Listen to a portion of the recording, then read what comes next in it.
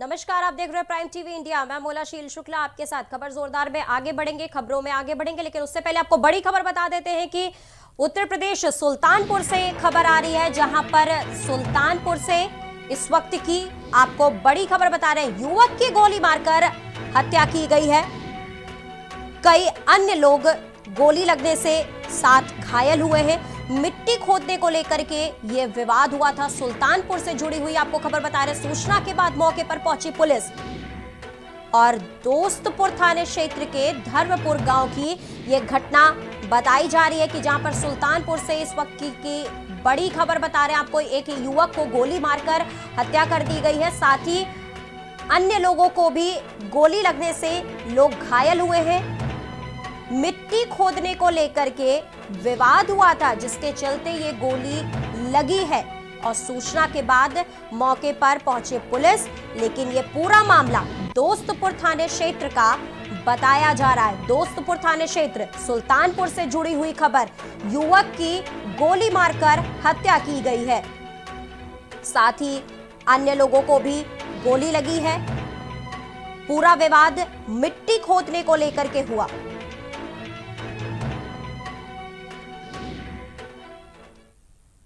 अब खबरों में आगे बढ़ते बताते हैं, प्रदेश कारागार राज्य मंत्री और जिले के प्रभारी मंत्री जय कुमार जैकी ने पार्टी कार्यालय पहुंचकर कार्यकर्ताओं से मुलाकात की। पदाधिकारियों की मौजूदगी में केंद्र सरकार के बजट पर मंत्री ने प्रेस कॉन्फ्रेंस की। सरकार की उपलब्धियां गिनवाते हुए कहा कि केंद्र और प्रदेश की भाजपा सरकारों ने आखिरी पायदान पर खड़े हर व्यक्ति को अपनी योजनाओं से लाभान्वित किया है, चाहे वह केंद्र सरकार की जल जीवन योजना के तहत ग्रामीण और शहरी क्षेत्रों को जलापूर्ति से जोड़ना हो या सड़क सुरक्षा और स्वास्थ्य जैसे विभिन्न मामलों पर सरकार के लिए किए गए निर्णय का जमीनी स्तर पर लागू करना हो। यह सब अपने आप में एक बड़ी उपलब्धि है। साथ ही उन्होंने कहा कि भाजपा सरकार ने गांव, गरीब और किसानों का हमेशा ध्यान रखा है और प्रत्येक व्यक्ति का खास ध्यान रखते हुए सरकार ने यह बजट पेश किया है।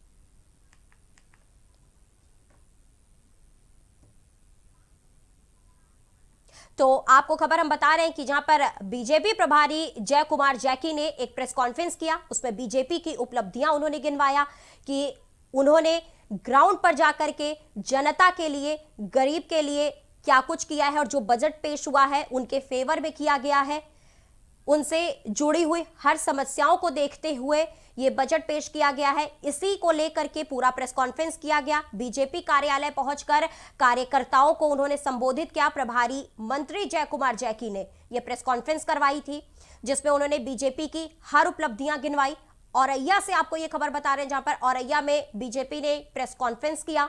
उसके बाद उन्होंने बीजेपी के हर उपलब्धियां गिनवाई, बजट किस पक्ष में पेश हुआ है इसकी जानकारी पूरी दी, गरीबों को लेकर के, उनके स्वास्थ्य को ध्यान में रखते हुए, और जो कोविड-19 अभी हुआ था बीते दिनों में उन्होंने क्या कुछ गरीब जनों के लिए किया, उनकी उपलब्धियां गिनवाई। तो इन तमाम बातों को लेकर के प्रभारी मंत्री जय कुमार जैकी ने आज औरैया में प्रेस कॉन्फ्रेंस करके बीजेपी की हर उपलब्धियां गिनवाई। बजट में जो चाहे स्वास्थ्य विभाग हो, चाहे शिक्षा विभाग हो, चाहे गांव में जो हमारा जल जीवन मिशन के तहत माननीय प्रधानमंत्री जी ने जो 2019 के लोकसभा के चुनाव के दौरान कहा था कि हम जल जीवन मिशन से हर घर को नल की टोटी से जोड़ देंगे, उसमें ग्रामीण इलाके के साथ साथ ही इस बजट में जो स्वागत योग्य।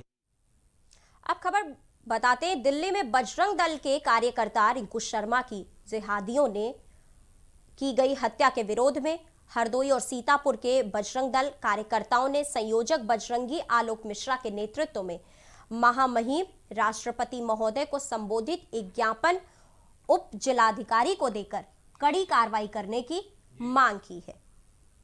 तो आपको खबर सीतापुर से दिखा रहे हैं, जहां पर बजरंग दल के लोगों ने कार्यकर्ता रिंकू शर्मा की हत्या से जुड़ा हुआ था।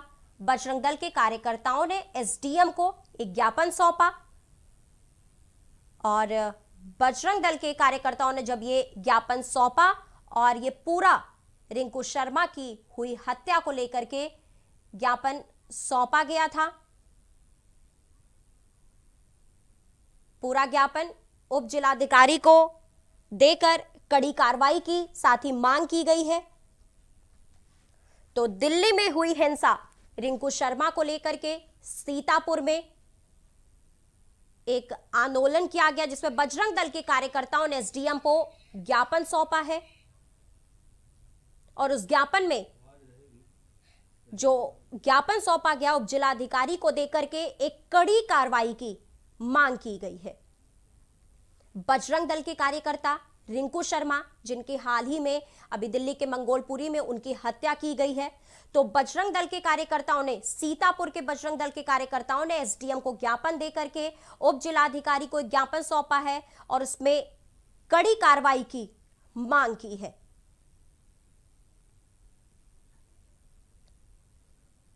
आपकी टीवी स्क्रीन पर हम उन कार्यकर्ताओं की तस्वीरें दिखा रहे हैं जो रिंकू शर्मा के लिए एक ज्ञापन सौंपकर जिलाधिकारी से कड़ी कार्रवाई की मांग कर रहे हैं।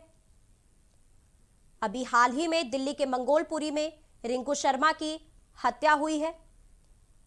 उसी सिलसिले में आज सीतापुर में बजरंग दल के कार्यकर्ताओं ने एसडीएम को साथ ही उप जिलाधिकारी को एक ज्ञापन सौंपा है और कड़ी कार्रवाई की मांग की है।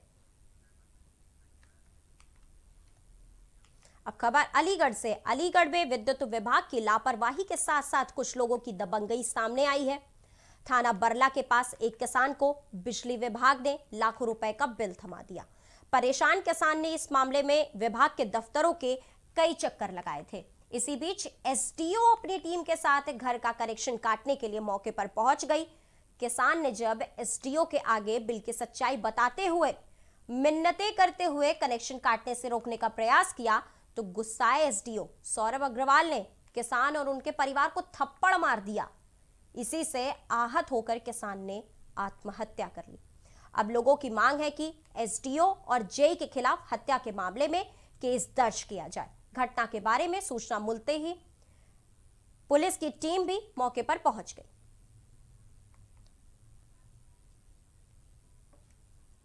खबर आपको बता रहे हैं अलीगढ़ से, जहां पर एसडीओ ने बिजली न जमा करने पर एक किसान के घर पहुंच गए और जब उन्होंने उस किसान ने बिजली ना जमा करने की पूरी व्याथा बताई तो वो गुस्सा करके उनको और उनके परिवार वालों को एसडीओ ने थप्पड़ मार दिया, जिस वजह से इन किसान को इन्होंने अपनी आत्महत्या कर ली।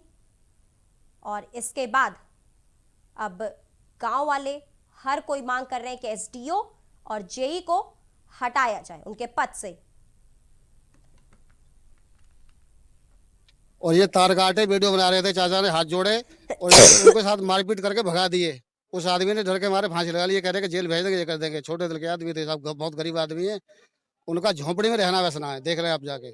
एसडीएम साहब अतरौली मौके पर आए थे और बिजली विभाग में वहाँ बिजली घर पे भी गए थे और बॉडी के पास गए थे। तो उन्होंने आश्वासन दिया है कि 5 लाख की आर्थिक किसान दुर्घटना की आर्थिक मदद दी जाएगी, 30,000 की वो दी जाएगी और उनके खिलाफ कानूनी कार्रवाई की शासन को लिखेंगे कि आर्थिक मदद दिलवाने की पूरी कोशिश करेंगे। खुदकुशी करके मृत्यु हुई है। हालांकि उसको पुलिस ने तत्परता के साथ में पोस्टमार्टम के लिए भेज दिया गया है। उस रिपोर्ट में जो भी फाइंडिंग्स आएंगी, इसके साथ ही कुछ लोगों का, उनके परिजनों का ये कहना है कि जो बिजली विभाग की टीम वहां पर गई थी और उनके द्वारा कुछ वसूली की कार्रवाई की गई, उससे भी वो कुछ हद तक जो थे वो दुखी हुए थे। ये भी एक कारण हो सकता है।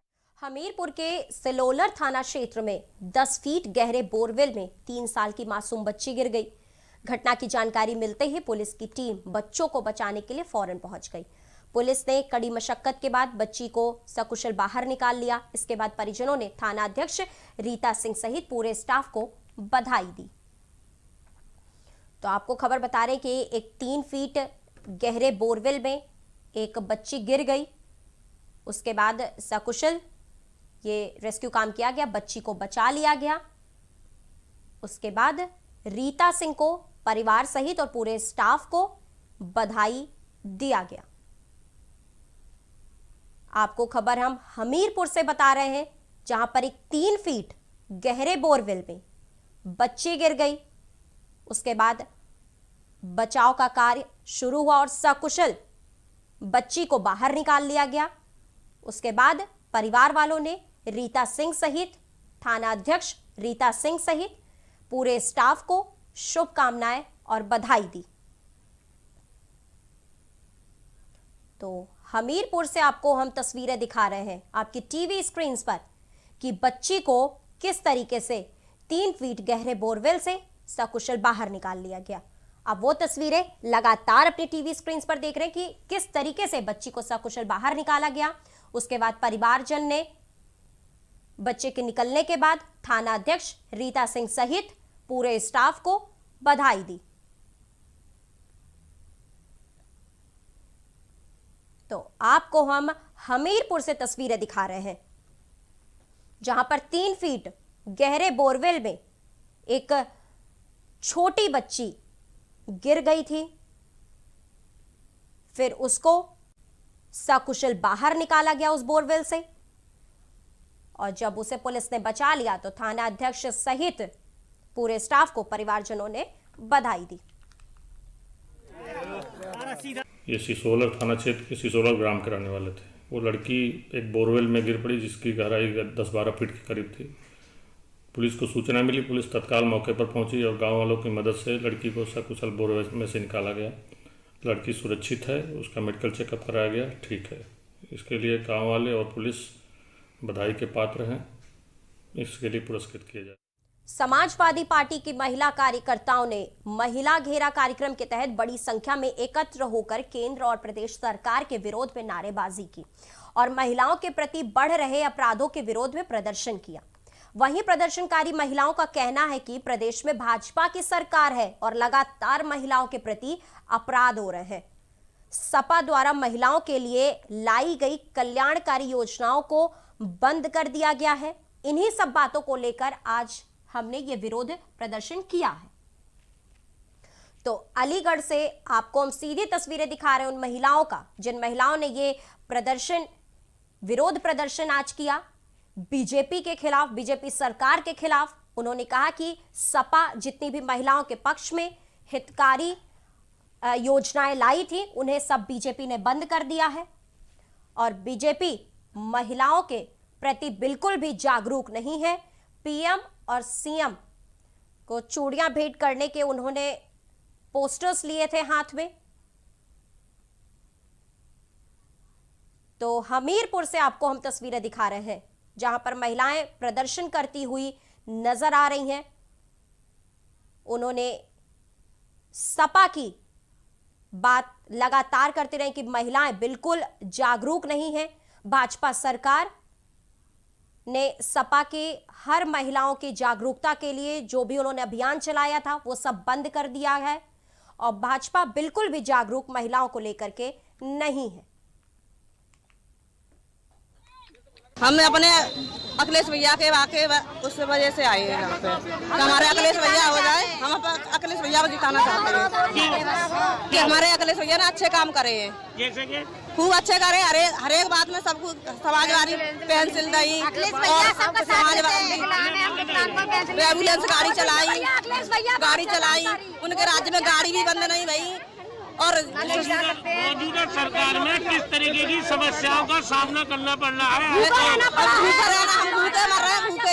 उत्तर प्रदेश के अंदर भाजपा सरकार की जो महिलाओं के प्रति जो उदासीनता है, महिलाओं के अत्याचार, बलात्कार, हिंसा जैसी घटनाएं आए दिन बढ़ रही हैं। उसी के विरोध में समाजवादी पार्टी की जो कल्याणकारी नीतियां थी महिलाओं के लिए सारी समाप्त कर दी गई हैं और उसी के विरोध में आज धरना प्रदर्शन है। समाजवादी पार्टी की पूर्ण बहुमत से सरकार बनाएंगे। हम सब महिलाएं संकल्प लेती हैं। जय समाजवाद, जय अखिलेश। प्रतापगढ़ के डेरवा बाजार में एक युवक ने पुलिस वाले को जान से मारने की धमकी दी। मामला जेठवाड़ा थाना इलाके का बताया जा रहा है, जहां एक युवक ने पूरे डिपार्टमेंट के सामने एक पुलिसकर्मी पर चिल्लाते हुए उसे जान से मारने की धमकी दे डाली। तो आपको हम ये खबर प्रतापगढ़ से बता रहे हैं, जहां पर बीच बाजार पुलिस की इज्जत की धज्जियां उड़ाई गई। पुलिस को दी जान से मारने की धमकी। तो बीच बाजार में एक युवक ने पुलिस को जान से मारने की बात कही और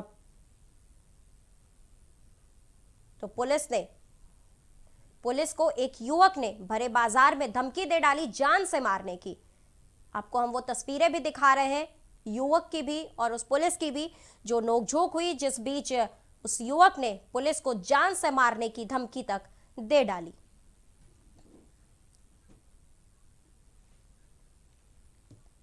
अब खबर हमीरपुर से। हमीरपुर में जिला प्रशासन ने ओवरलोड ट्रकों के खिलाफ बड़ी कार्रवाई की है।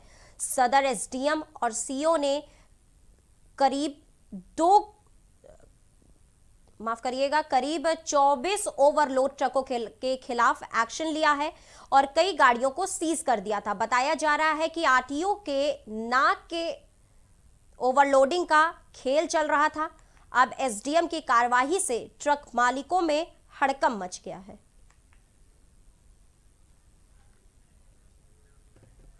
खबर हमीरपुर से आपको बता रहे, जहां पर ओवरलोड ट्रकों के खिलाफ ये कार्रवाई की गई है। ओवरलोड ट्रक के खिलाफ प्रशासन में ये एक्शन लिया गया है कि कई गाड़ियों को सीज भी कर दिया गया है फिलहाल।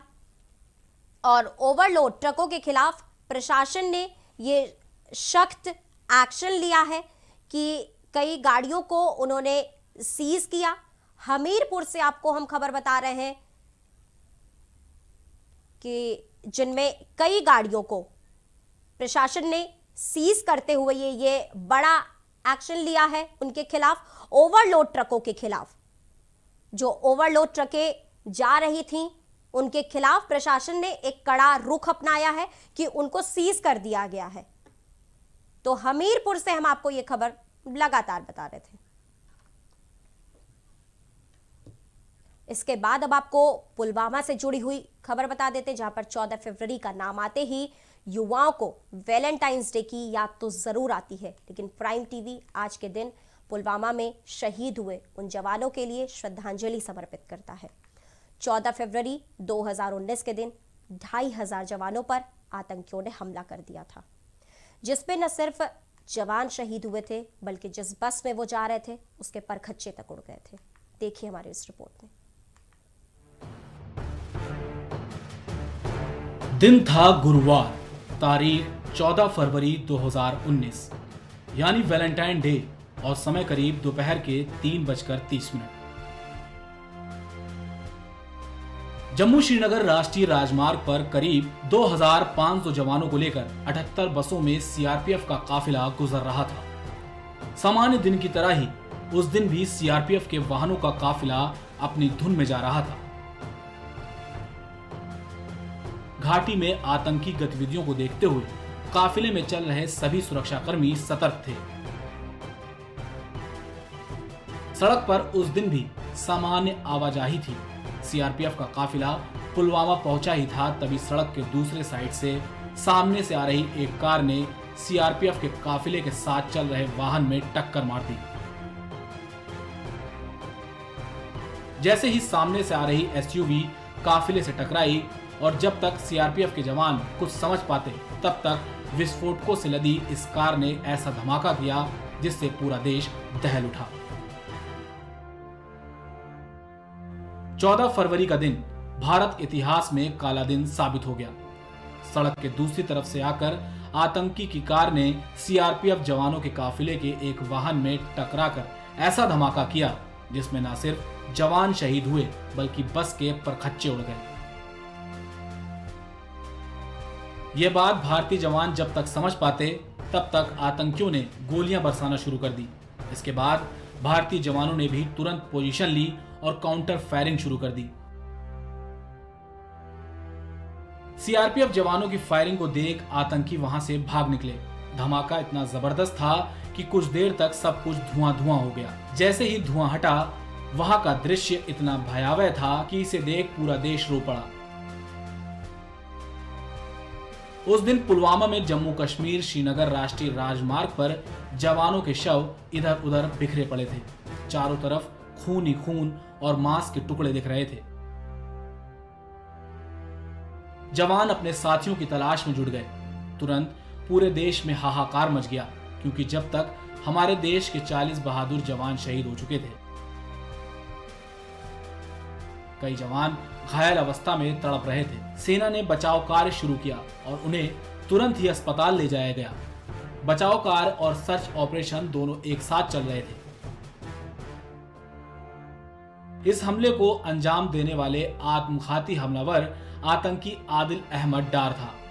आतंकी आदिल अहमद डार ही उस कार को चला रहा था जिसमें विस्फोटक थे। इसने खुद को इस हमले में उड़ा लिया। घटना के तुरंत बाद पूरे देश में शोक की लहर दौड़ गई। पाकिस्तान स्थित आतंकी संगठन जैश ए मोहम्मद ने इस आतंकी हमले की जिम्मेदारी ली। इस घटना ने देश को ऐसे झकझोरा कि सबके जुबान पर इसके बदले की बात आ गई। सभी आतंकियों से बदले की बात कर रहे थे। मीडिया और सोशल मीडिया से सरकार पर दबाव बन रहा था। हर नागरिक, सिविल सोसाइटी और विपक्ष सरकार को आतंकवादियों और उसके आका पाकिस्तान से बदला लेने के लिए कह रहा था। फिर आखिरकार ऐसा हुआ भी। भारतीय सेना ने पुलवामा हमले के ठीक 12 दिन बाद आतंकियों पर हमला किया। पुलवामा हमले के ठीक 12 दिन बाद 26 फरवरी को भारतीय वायुसेना ने पाकिस्तान स्थित बालाकोट में आतंकी संगठन जैश ए मोहम्मद के ठिकानों पर एयर स्ट्राइक कर दी। इस एयर स्ट्राइक में भारतीय वायुसेना ने इतनी बम वर्षा की कि उसके आतंकी ठिकाने पूरी तरह से ध्वस्त हो गए और करीब 300 आतंकवादी मारे गए। इस तरह से भारतीय वायुसेना ने बालाकोट में आतंकी शिविरों को निस्तानाबूद कर पुलवामा अटैक का बदला ले लिया। इन दो घटना के बाद भारत और पाकिस्तान के बीच तनातनी खूब बढ़ गई। बता दें कि भारत ने पुलवामा अटैक में शामिल सभी आतंकवादियों को धीरे धीरे मार गिराया।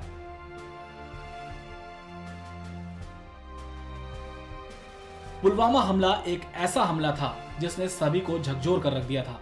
हमले के बाद भारत ने जवाब तो दिया, लेकिन पाकिस्तान ने शायद इससे ज्यादा सबक नहीं सीखा। जब भी पाकिस्तान शांति की भाषा बोलना शुरू करता है तो भारत में उसे लेकर छिद्रान्वेषण शुरू हो जाता है। जरूर कुछ असामान्य होने वाला है जिससे भारत को परेशानी होनी निश्चित है। कश्मीर घाटी के पुलवामा में सीआरपीएफ के लंबे सड़क काफिले पर हुए फिदायीन आतंकी हमले में 40 जवानों की शहादत की वजह से देश भर में माहौल शोकाकुल है और लोगों के मन में दुख, घृणा और क्रोध की भावनाओं का ज्वार उमड़ पड़ा था। इस आतंकी हमले में बेहद शक्तिशाली आईईडी का इस्तेमाल किया गया था, जो ये बताने के लिए पर्याप्त है कि इसके लिए तकनीकी विशेषज्ञता के साथ पूरी तैयारी की गई थी।